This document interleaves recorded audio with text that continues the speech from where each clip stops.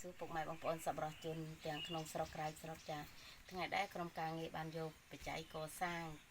ចាមកប្រគេននៅគុណម្ចាស់នៅវត្តស្វាយដំណាក់ដែលកសាងដំបូលពហិយចាសូមគ្រប់អញ្ជើញម្ចាស់ទានលោកបានឧបាសកឈានិងឧបាសិកាអានីនៅព្រែកប្រាច្បារអំពៅរាជធានីភ្នំពេញចាសូមអញ្ជើញចំនួន 60000 រៀលកសាងជាមួយនឹងខ្ញុំចាសូមគ្រប់អញ្ជើញគុណម្ចាស់កណាប្រគេនបច្ច័យកសាងពីបាទសាធុចឹងឧបាសកឈានិងឧបាសិកាអានីដែលបានបូជានៅត្រីជាទានដោយប្រកបដោយសទ្ធានេះ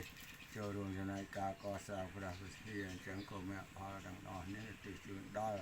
បុព្វការីជនមានមេត្តាបិតាញាតិកាទាំងប្រដាន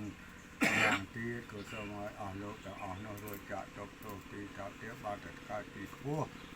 បានតែកើតទីខ្ពស់ហើយក៏សូមឲ្យកសាងសាធិការដល់លោកនាងចាស់ទៀតមានបាសិកាបាសកនៃអានីបាសិកាអានីនិងបាសិកាជានេះអត់បាននៅស្ដីសុខចម្រើនមានកម្លាំងផងមកមួយដល់ទៀតក៏តែនឹងខលនឹងពុទ្ធគាត់នឹងចង់ដើម្បីអខារាជចម្រើនសា